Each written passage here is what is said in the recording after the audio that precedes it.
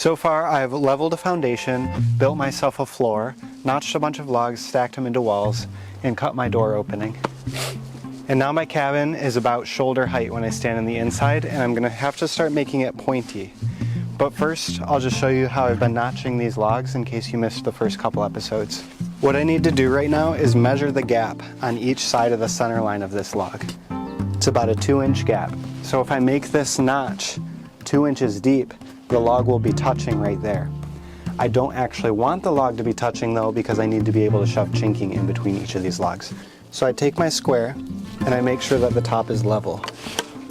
I can leave my pencil at the 1.5 inch line, and then I'm just going to drag down the radius of this log, the bottom one. And I have to do that to this side, and then make sure that you flip it around so that this isn't in your way. Do the other side, and then go walk around to the other side of the log and do the same thing. Now when I roll this log over, those lines don't meet up, but it's like a half circle on this side and a half circle on this side, and then about a 3-inch gap. And at first I was just drawing a straight line between those two half circles, and then my notches wouldn't fit right because I wasn't taking into account the radius of the top log. So you have to make an arch around this to connect those two pieces. Now what I'm going to do is I'm going to take my chainsaw and cut as closely to those lines as I can. I'll have to knock out the big chunks with a hammer, and then I'll use my chainsaw as a grinder to hollow out the rest of these notches. And then, if I follow the lines perfectly, the notch should fit perfect.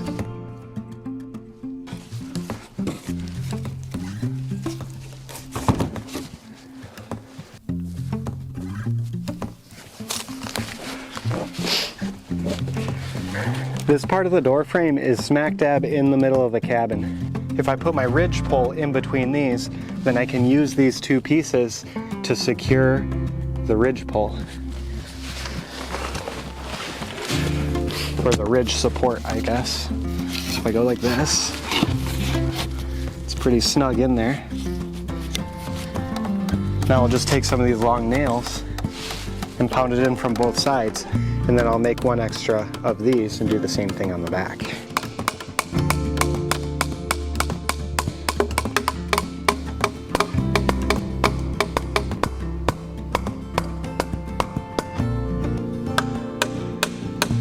We're getting to the point in the cabin build where when I'm usually watching somebody else do this, I'm like, I wonder how they did that all by themselves. So I'm kind of having to work overhead now.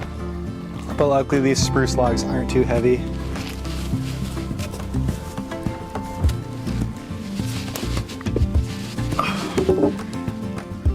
That is not long enough.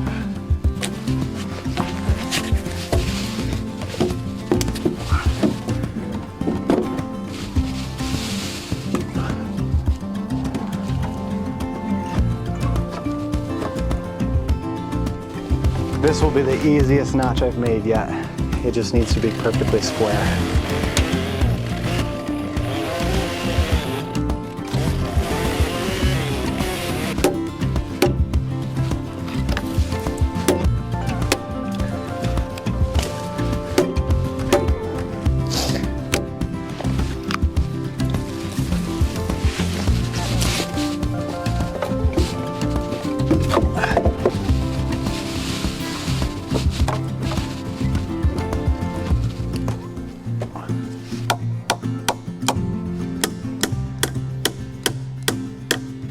So here's my theory for the roof. If I take thinner logs and then put one long log cabin nail through there, then it should pivot, and I should be able to just set it on top of that ridge pole and it'll settle at the right angle, and then I don't have to measure the angle. I'm also going to take the smaller end and put those together.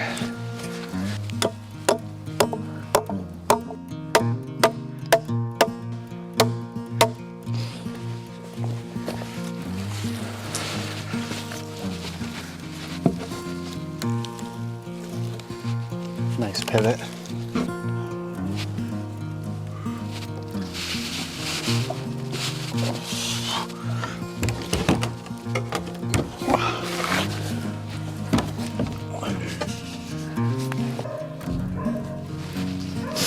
That's pretty cool.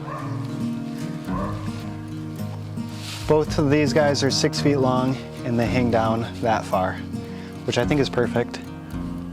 So I'm just going to cut a handful more of those and then stack them up there, and then we'll see what kind of spacing I feel like I need, because I'm gonna put some recycled tin roofing over top of that.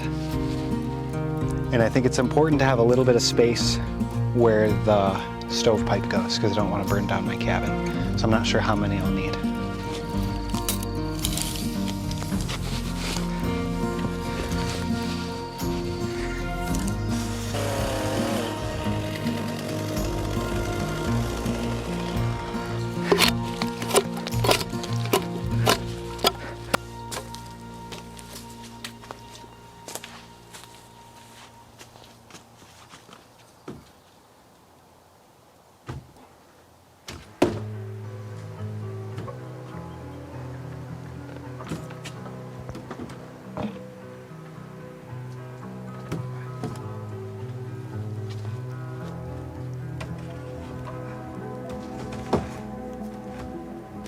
So when I was deciding how to make this pointy, I kind of had two options. Either I could continue stacking like this, but move these notches in, and that would use no hardware, just like this has no hardware in it. Or I could do this and then have a space in here, which I would fill with more logs similar to this one, and then those will be nailed to this guy right here. The only reason that I chose to do this method is just because I think it's a little bit more aesthetically pleasing. And I also think it'll use a lot less wood. I won't need as long of pieces. All right, so I've run into a roadblock. My chainsaw wasn't dispensing oil, so my chain was just getting super dry and hot. So I took it apart. And this guy right here, it's called a worm drive, is all stripped out. The plastic's all stripped out. And that's a real pain in the butt, because here in Alaska, getting parts is super duper slow. I'm gonna go get Chinking for my logs now. And I put a parts order in. Hopefully the parts get here relatively soon. Okay, let's see how this stuff rips up. Yeah, perfect. So this is the moss I'm going to use to go in between my logs.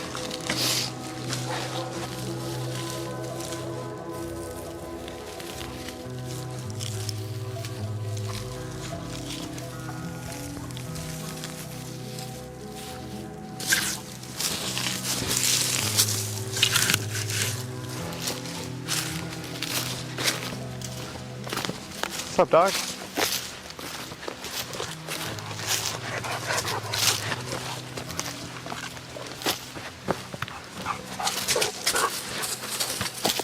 Got all our moss collected. Now we just need to fill in those gaps.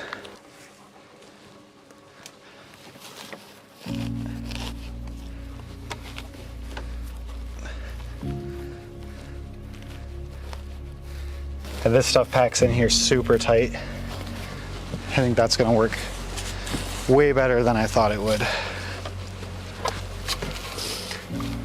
Oh yeah, I'm super happy with that.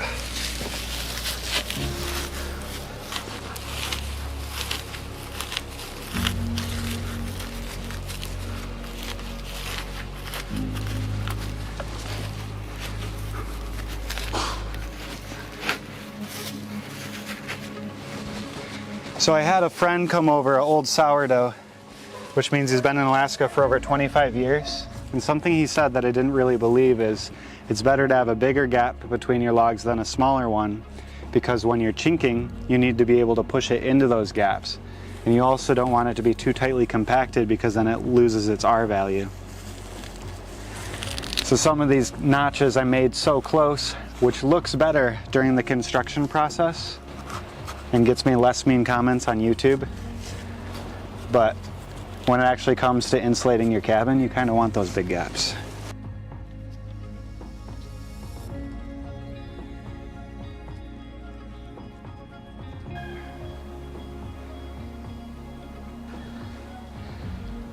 Yeah, it's kind of like a mansion for a baby. It's not often when I'm building something for the first time that a step goes way smoother than expected, but I think that the chinking looks amazing. But my parents are in town to see the new baby, so I'm gonna cut this video a little bit short. But let me give you a little update on the rest of our homestead. We built a couple raised beds out of sawmill scraps. So this one is full of red potatoes, and that one is full of Yukon Gold potatoes. Inside the greenhouse, we built a giant raised bed, and we're gonna plant tomatoes, peppers, a watermelon, maybe lettuce, I don't know. We have onion starts too that we'll probably throw in the edges of here. And then since the cabin is almost done, all of the extra logs that I didn't know if I was gonna use for the cabin or not, I'm processing into firewood, and I'm gonna fill this big wood shed. I wanna have at least 12 cords in storage for this winter. And if we're doing really good, maybe I'll get 2 years supply going. Our rhubarb plants are going absolutely crazy this spring. And we have a raspberry patch that's also recovering from an aggressive pruning. So we have a lot of projects in the works and a lot of videos that I'm really excited to make. So if you want to keep tabs, you can subscribe. And if you want to watch me build a kayak, you can click that button right there.